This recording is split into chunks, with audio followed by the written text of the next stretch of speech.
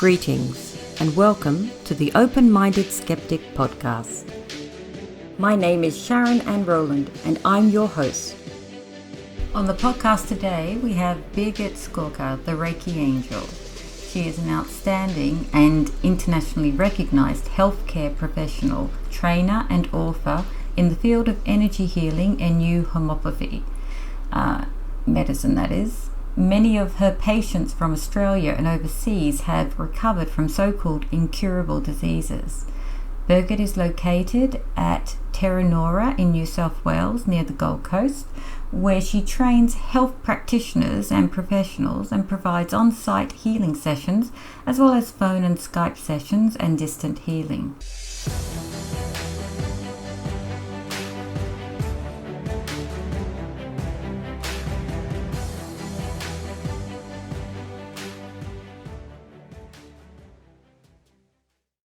We were discussing an article that Lauren had written on quantum cellular resonance therapy.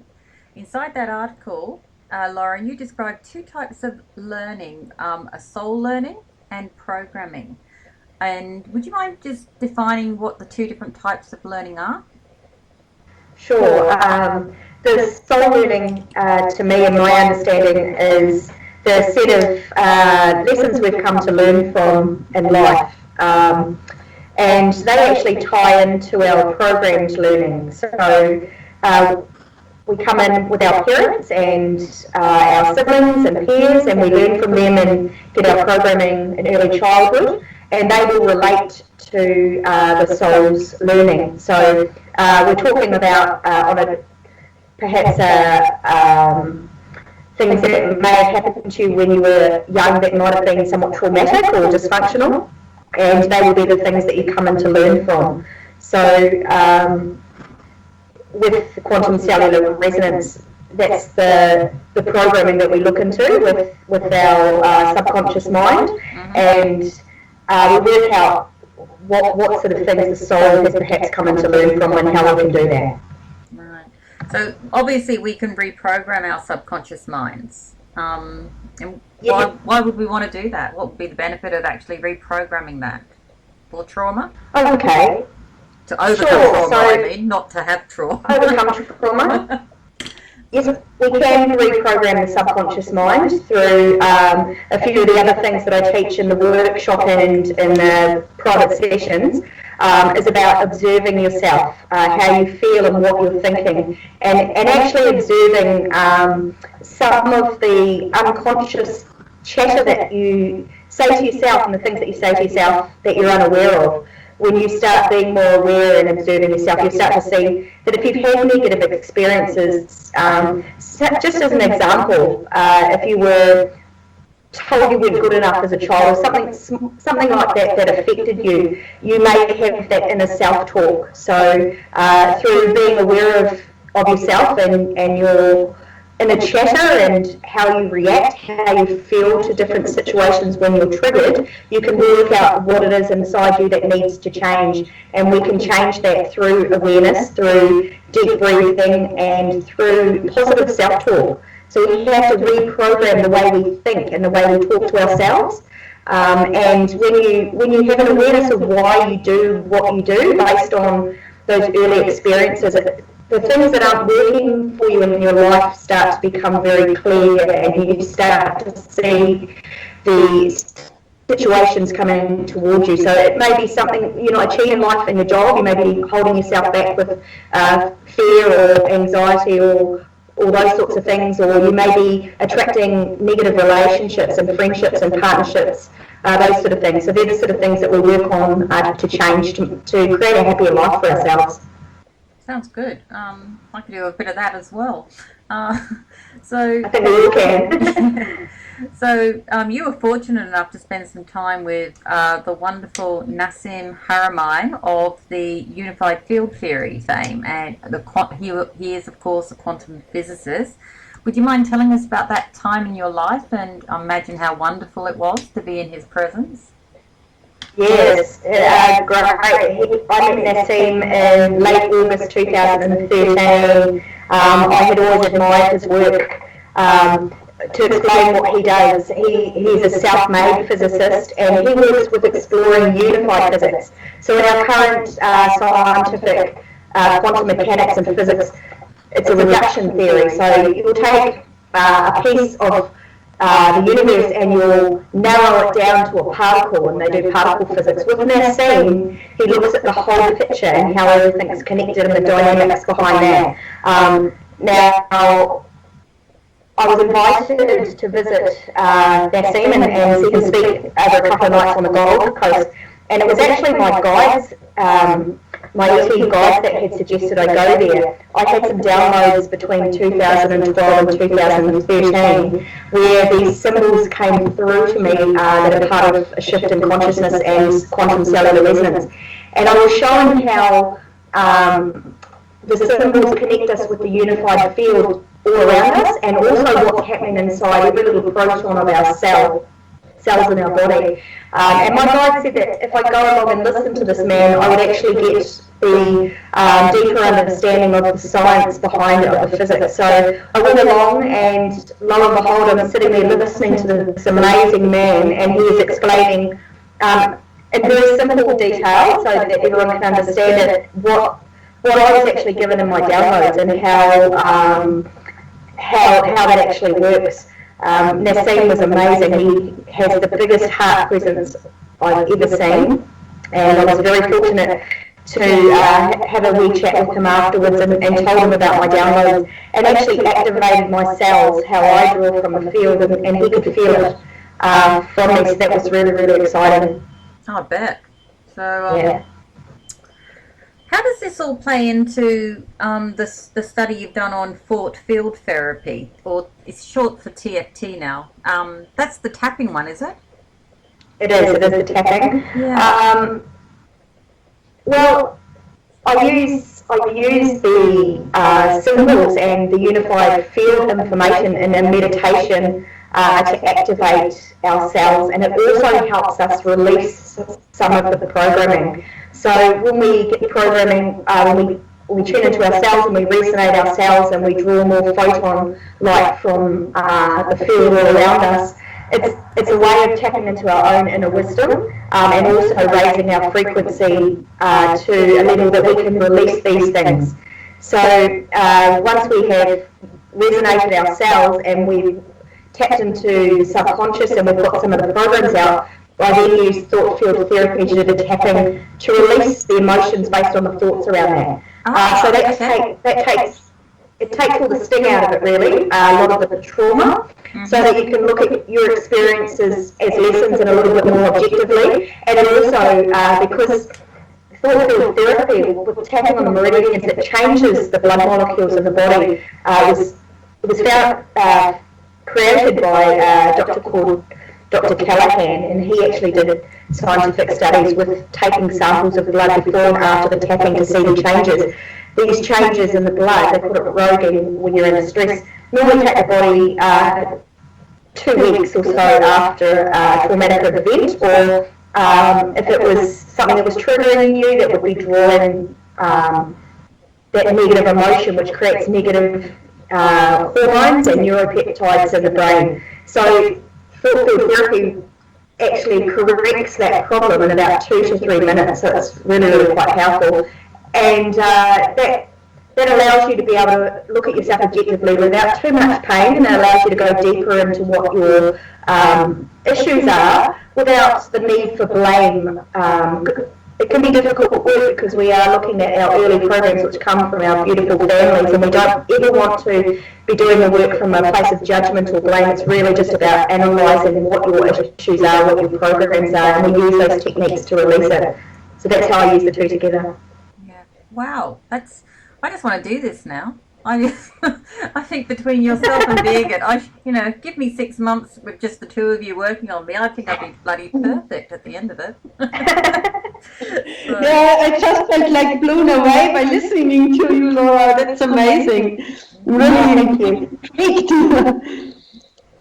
Now, stress is something that everybody has to deal with. Everyone that has a job deals with stress, and I know I was a project worker, an IT project worker for a number of years, and in the end it was stress that really got to me. And you really cannot function at the same level of stress over a long period of time without your body kind of shutting down. Now, yeah, like most people have. So now in your article, you talked about the importance of learning how to free ourselves from a stress and from a stressful environment, obviously. Some people, Yes. like myself, would say they spend their life at that point and lead a productive life. Um, anyway, but They may lead a productive life, but probably not the happiest life. exactly, yeah, and that was going to be my question. I said, what is it? What is it that pretty much everybody wants, which is happiness. They want to, and I know that it took me a while after leaving my work, leaving work and starting on my true passion, which is writing in the magazine, for me to actually realise that, sometimes the body and stress is a sign that you need that change. Absolutely. But the brain doesn't really catch up for a while, I found. I like the expression. And so we know it's important to free ourselves of that. And obviously, treatments like the force field therapy help people deal with stress as well, do they? It's not just a way of healing, but it's also a way of coping. Is that something that you'd recommend, Lauren, to somebody who had to still stay at that level of stress? Absolutely. It is.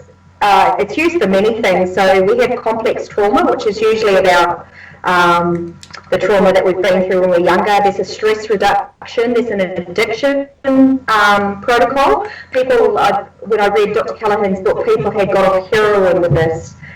Cigarette smoking, any sort of addiction. It works with phobias, fears, anger, rage, depression, anxiety, a whole level of things.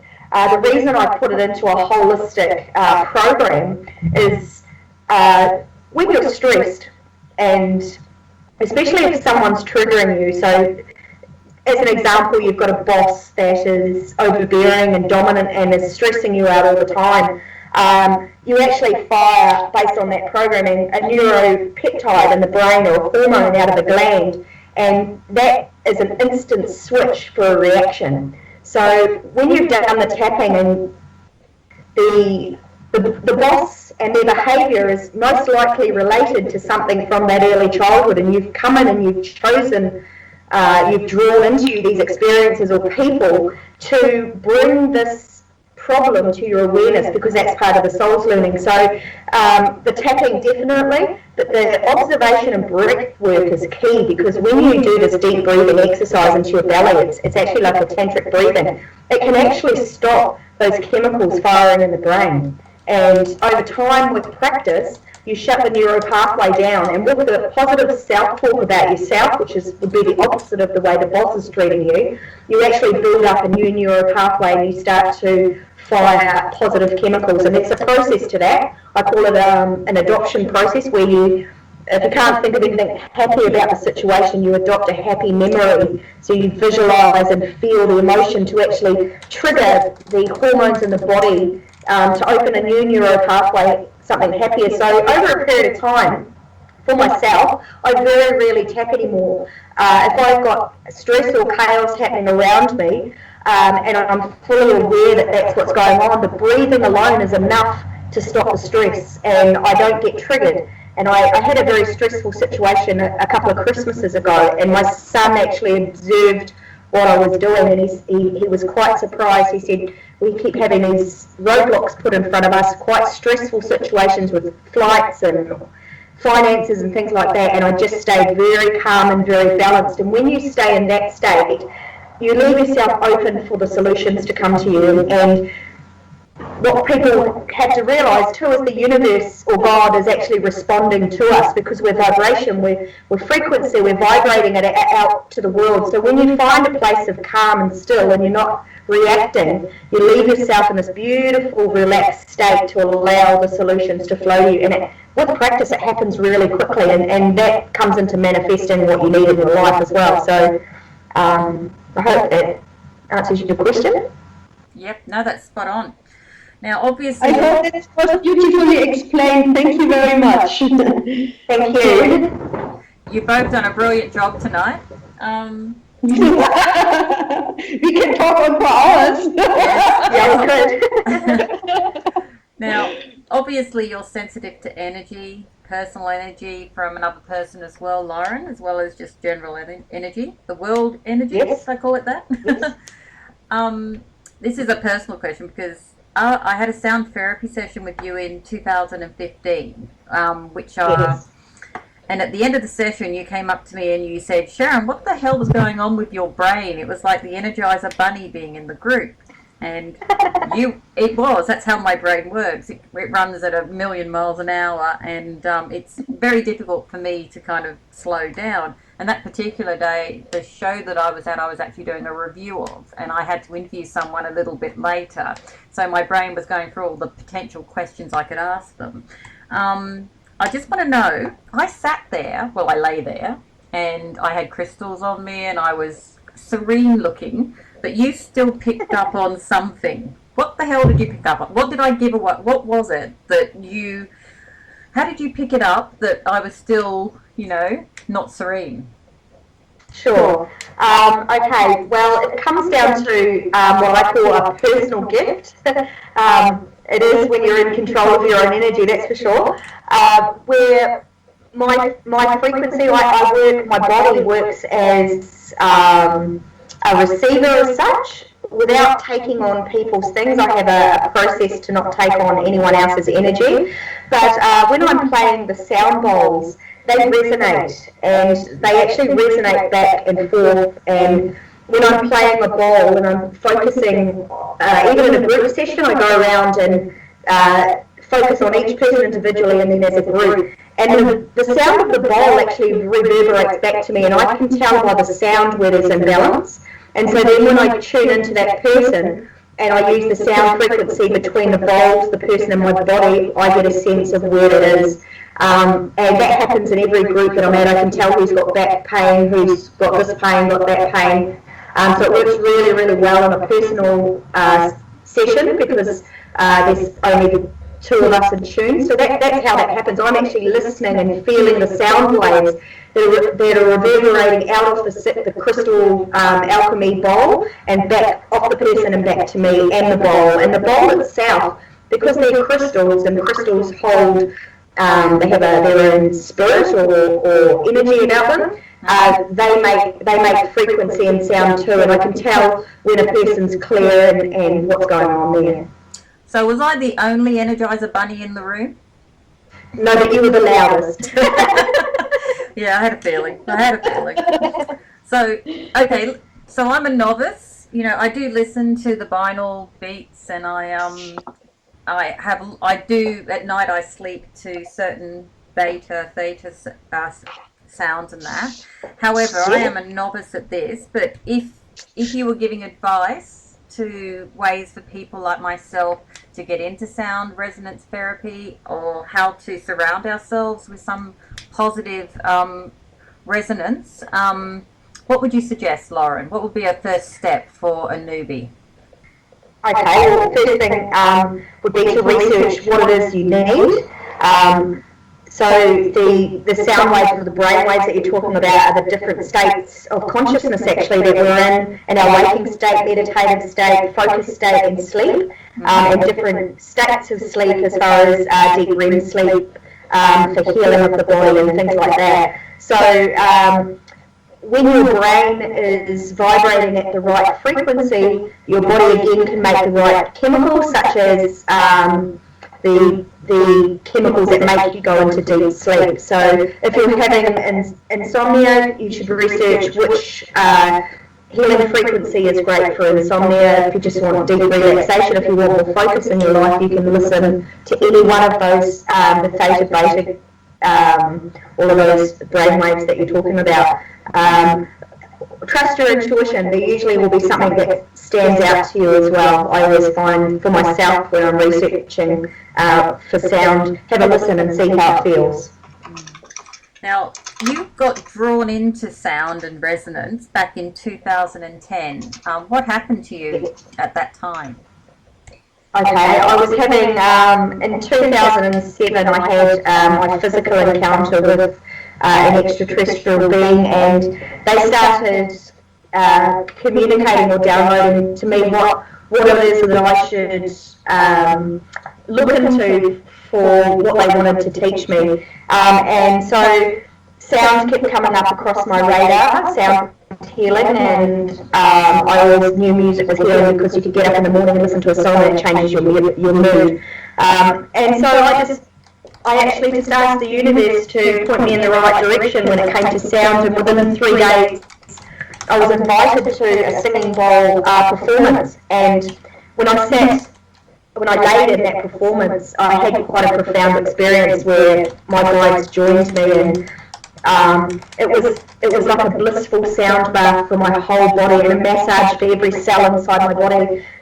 So I went home and did some research about sound, and went and sourced myself my first set of crystal quartz bowls, and brought a set and started working with them from there. And from there, that's when I started to realise that I was feeling with the frequency what was wrong with people. So during a session, I know which ball to play and for how long and when a person was balanced. And about a year and a half ago, I upgraded, and now I'm using gemstone bowls. So I have emerald and moldavite and a few other things, and they just add extra resonance to the bowls as well. Oh, fabulous. I can't wait to see those, because I think I've only seen your quartz ones.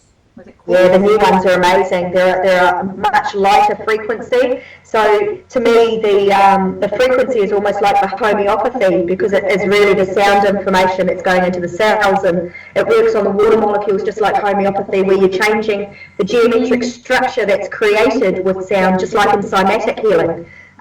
So the bowl itself, I use something similar. I put water in them for a client, and sometimes I'll put stickers on them with the words like homeopathy, so that frequency can be vibrated into the body as well. And they can take a little bottle of the water away as an elixir to take to enhance the healing once they've gone home. Oh, that's a brilliant idea. Yeah. So, yes, you two definitely need to get together offline and work. I'd love to. I also use them for planetary healing. Sometimes 3 or 4 times a year, I like to fill my main bowl with water and program the water for awakening and healing of humanity. And then I go and put it into one of the dams that flow out into everyone's drinking water, so that it actually structures all of the water molecules and flows on out into the ocean. Oh, that's... Yeah, we've got to do that. Yes. The earth needs us to do that. Maybe and also listeners can do. Yeah. Also, at that point, I really want to reach out to the listeners, how they can contribute healing the earth and the water. Like, as you mentioned before, Lauren, we use the flower of life symbol, and listeners out there could just put a glass of water on the flower of life or the plus symbol, and then pour it into our water systems, and that would help really the earth a lot. Yeah. Absolutely. And I print out a flower of life symbol and I just laminate it, and then you can stick your glass on top of that. So that's a solution for you, Sharon. I actually have a laminator. So all I need now is a lot of symbols for weight loss, for long luscious hair, for what else have I got? What did you want earlier on the chat? Oh, I wanted to look younger. Youthful energy. So youthful energy. So yes, Birgit, we're going to send you a whole shitload of water or symbols, and then Lauren and I will test them all. Talking about that, Birgit, how can we get these symbols? Have you done an ebook, or is there a book coming out or something?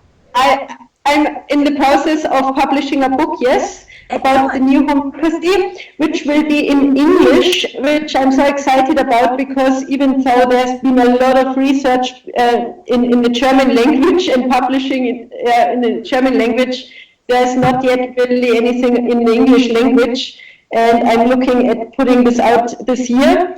But still, you can look on my website to get more information, or book in a training to learn more about it. Yeah.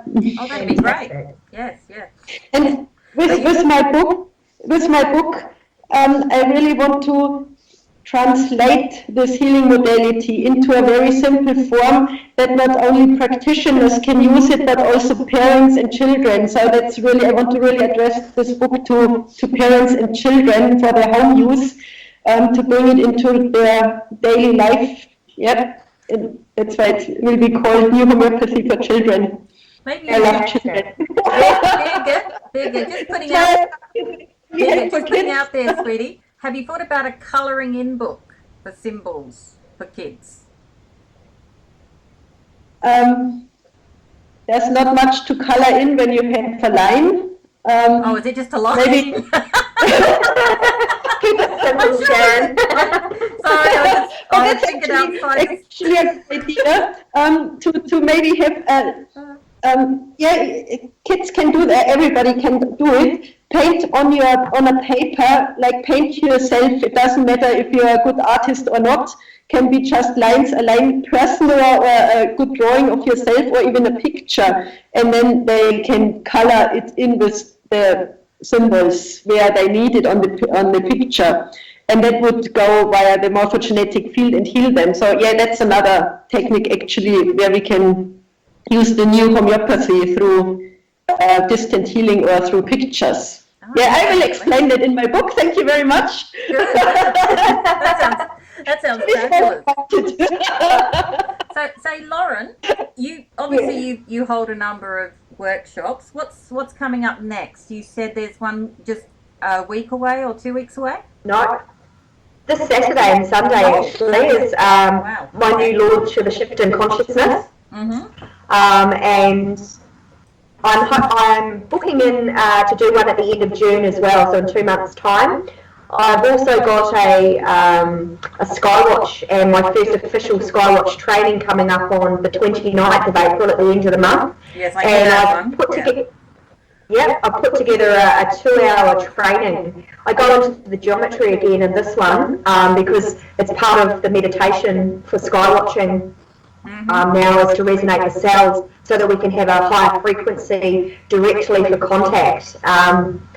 And I also teach about what's in the sky, about all the satellites, what we're likely to see, what planes look like, helicopters, all of the things, so that we, in skywatching and the UFO work that we do, we can have a lot more discernment. Because for me, at a skywatch, something has to actually be showing signs of intelligent control, communication to be a UFO. So I've got that coming up, and in a couple of months' time, I haven't actually booked a date. I'm going to have an earth healing day. We're actually going to join as a group and do the water work. And down by a river, we'll do a day of meditation, symbol work, and programming the water to facilitate an earth healing. That sounds amazing. Maybe we should invite Birgit.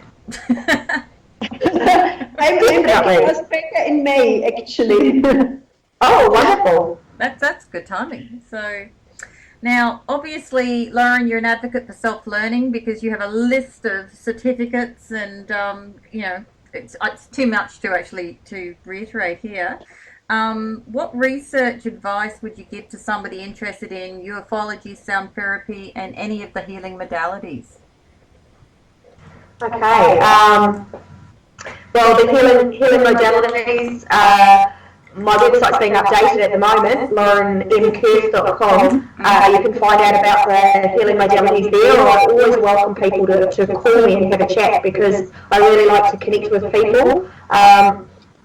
The UFO research,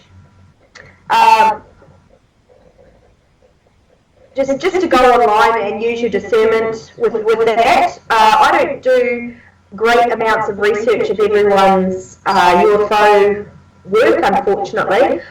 From a young child, I was told to actually not involve myself too much in other people's story because of my own story, and allowing that to stay as it is, because human consciousness, when you have an experience that blows your mind, like ET contact, if you start reading everyone's stuff, you start relating your stuff to theirs, and sometimes people's lines get a little bit blurred. So for my own soul's mission, I've stuck to myself a fair bit, but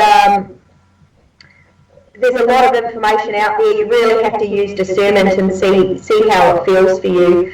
I suggest joining a group and connecting with like-minded people that are experiencers and having experiences for yourself.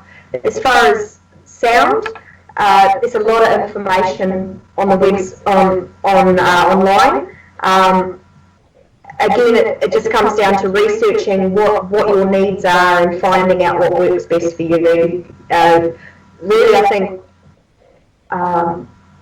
my research is always based on my experience, so I think that's really important to stay in line with your experience.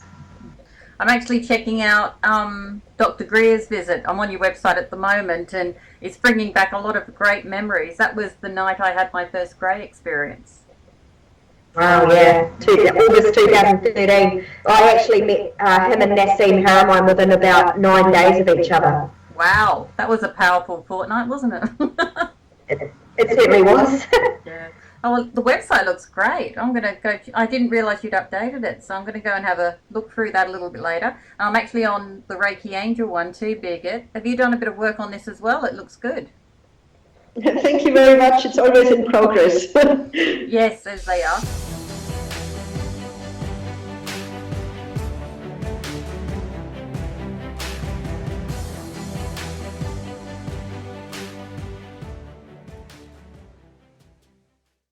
Well, that's all for our podcast. Thanks for listening, and remember, if you want to support what we do, then share, subscribe, and leave a positive review over on iTunes for the Open-Minded Skeptic. My team and I look forward to entertaining you once again in our next podcast.